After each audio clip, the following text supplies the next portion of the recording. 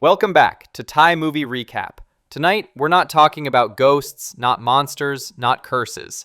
We're going into something deeper, something quieter, and far more terrifying. This is Arbat, 2015, a story about faith, desire, and sin. A story that asks, can you hide from your past inside the robes of a monk? It begins with a young man, Sang. He's around 17, maybe 18, troubled, angry, and lost. After a violent incident in the city, one that left someone dead, his mother sends him away, not to prison, but to a temple, to become a novice monk, to cleanse his karma. But the temple isn't peaceful, and Sang isn't ready for redemption. He arrives at a remote monastery, ancient teakwood halls surrounded by mist and forest. The abbot, Luangta Somchai, is calm, stern, watchful. He looks at Sang and says, "The robe can't cleanse sin, child. Only the heart can." Sang bows his head, but his eyes say otherwise. He's not here for forgiveness. He's here because he was forced. That night, as he lies awake on the cold floor, he hears whispers, not from ghosts, but from his own mind. You don't belong here. They'll never forgive you. Days pass. Sang learns the routine, chanting, alms, silence. But his eyes keep wandering. There's a woman, Noi, a devotee who comes to offer food every morning. Gentle, graceful, but her eyes linger too long. And Sang notices, wants, fears that want. Every time she smiles, he feels both warmth and shame. One morning, he helps carry offerings to the shrine. Their hands brush for a second, and the moment feels like an eternity. Luangta Samchai sees it, his eyes narrow. Later that evening, he calls Sang in. You think you can hide desire behind robes? When the robe covers fire, it burns faster. Sang clenches his fists. I'm not a bad person. The monk replies, badness doesn't begin with actions. It begins with wanting. From that night, Sang can't sleep.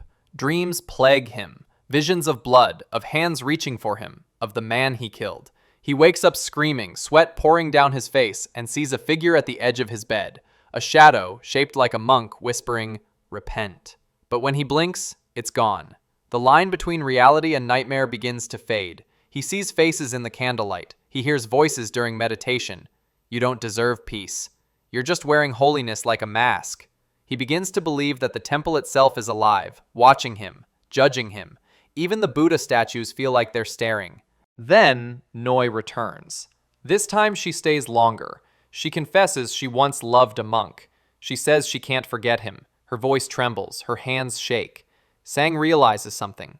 The monk she loved was his father. The truth crashes down like thunder. The woman he's drawn to is the same woman who ruined his family, the same reason his mother left. He screams, throws down his alms bowl, runs into the forest, barefoot, wild, desperate to escape the weight of sin.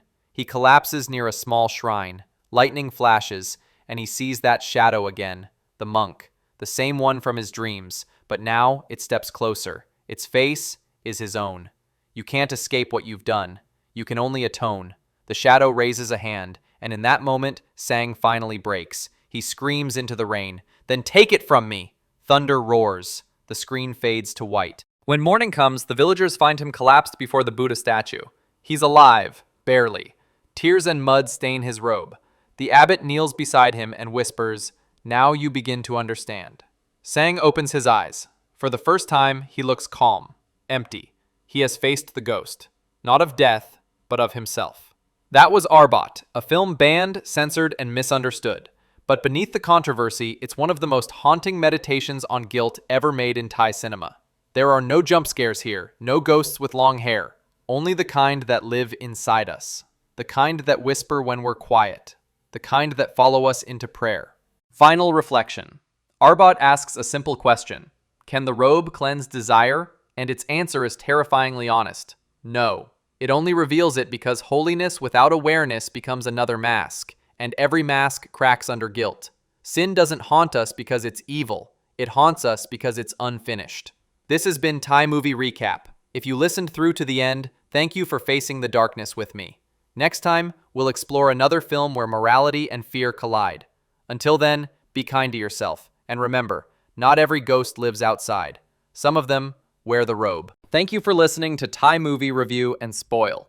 This was a heavy one, a story that leaves you with a lot to think about.